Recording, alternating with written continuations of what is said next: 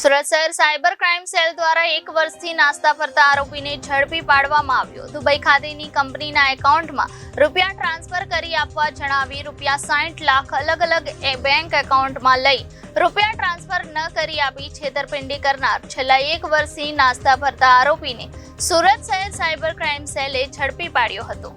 Dubai ખાતેની magneto information technology LLC કંપનીના ADCB બેંકના એકાઉન્ટમાં રૂપિયા 60 લાખ ટ્રાન્સફર કરાવવા માટે તેઓના જણાવ્યા મુજબ ઇન્ડિયન બેંકના એકાઉન્ટમાં 12,50,000 તથા કેનેરા બેંકના એકાઉન્ટમાં 10 લાખ તથા ICICI બેંકના એકાઉન્ટમાંથી 17,50,000 10